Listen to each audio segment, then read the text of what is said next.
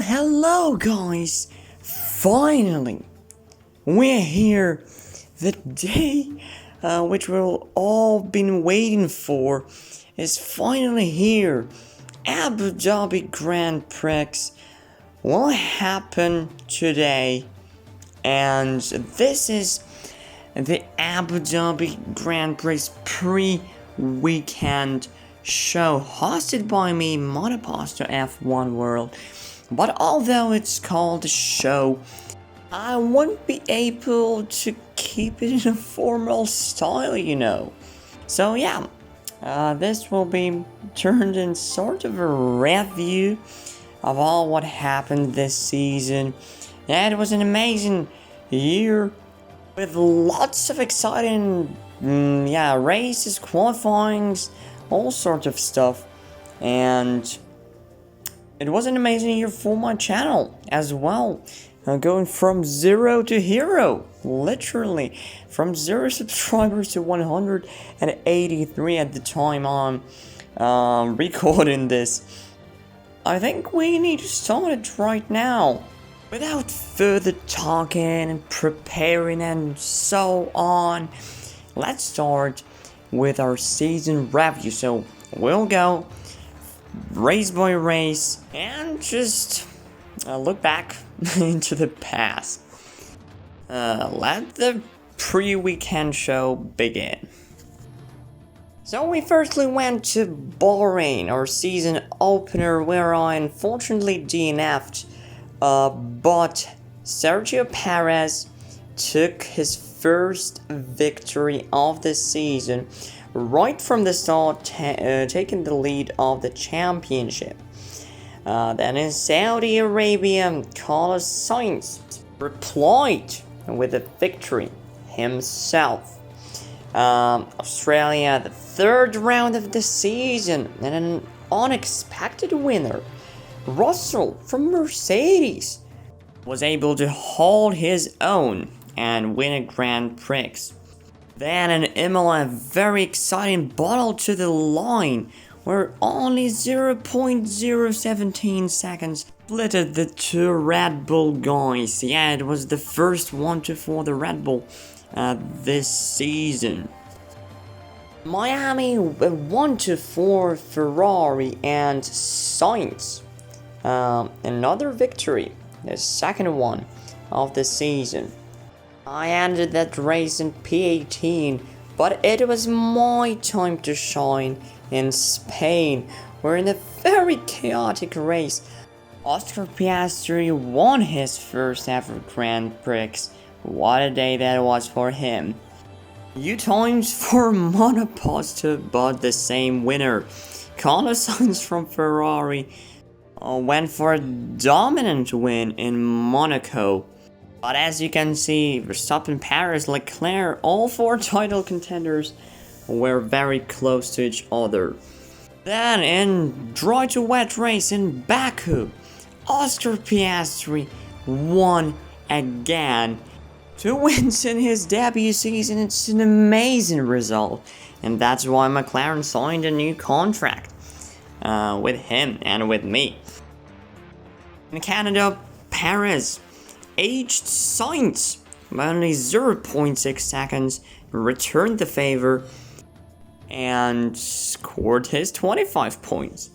Austria, we all remember this moment, Verstappen and Hamilton, separated by 0 seconds, but here also Hamilton was unlucky in the battle with Max. Again, rainy GP and Silverstone, Leclerc is victorious for the first time this season, with Perez and Hamilton second and third. Then we had our Hungarian GP, and Leclerc, the only one to win 2 races in a row this season, is the driver from Ferrari. Red Bull duo was on the podium with him. And there was a Red Bull duo on the podium in the next race in Belgium. That crazy Grand Prix where I finished second. But that wasn't the craziest thing happened this year, because in Italy, Magnussen took the victory home with Latifi in second place. How about that? But guess who was in the second place again? Already in the next Grand Prix? Of course, Latifi in Singapore, where I was fighting with Albon for second place and unfortunately crashed in a very controversial way. But anyways, our teammate won the Singaporean Grand Prix with Alonso still in the podium from Hamilton. Now it's time to remember Japan, the race I don't want to remember because I had terrible steering problems. And let's just move on to the next race. Because it's Mexico. Every single driver DNF'd except one winner. It was Lance Stroll from Aston Martin, his first victory of the season, of course, and the first victory of the season for Aston Martin. But look at the left side of your screen. I hope you will not see a picture like this in your series. But we move on to our final race so far. Brazil with a terrible strategy for Leclerc and a bottle to the line for me. And it sets up the scene for our four-way title decider between Max Verstappen, Charles Leclerc, Sergio Perez and Carlos Sainz. So let's move on to our next section in our pre-weekend show. It's time to take a look at all our four title contenders' performance throughout the season. And here I will concentrate only on some special things, such as 2 wins in a row, 2 DNFs in a row, and so on. The rest of the info is there on your screen. So there is an interesting fact here. So Sainz won 3 races in the first half of the season. And Leclerc didn't win a single race in the first half of the season. And that is pretty interesting because Leclerc was in the lead of the championship before Brazil, so he somehow was able to return to the title fight in the second half of the season. But on the other hand, he didn't have a single DNF.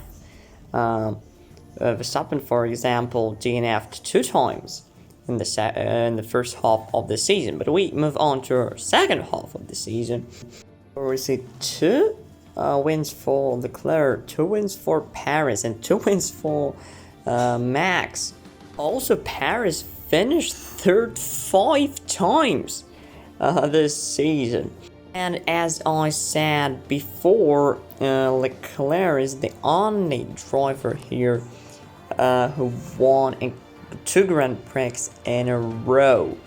And only in Singapore, there wasn't a single driver from this 4 on the podium, and they finished the race. So yeah, for example, in Mexico, they all DNF'd. And of course, a little advertisement. You can see everything about my series in the Formula Game Companion app. Use the code in the description. Find it and check all the statistics in the world. Talking about statistics, I prepared just a short summary for each of our title contenders. So let's start from our championship leader, Max Verstappen, with 237 points, 3 wins, 5 poles, and 10 podiums. And Sergio Perez, also from Red Bull, 235 points, 3 wins, but 2 poles and 10 podiums. Yeah, look at how many poles Verstappen had, and only 3 of them were converted into wins. Next on our list is Charles Leclerc from Ferrari. 225 points, 2 wins, 2 poles, and 7 podiums. Who knows, maybe Charles Leclerc will be able to overcome this 12 points deficit and grab the title.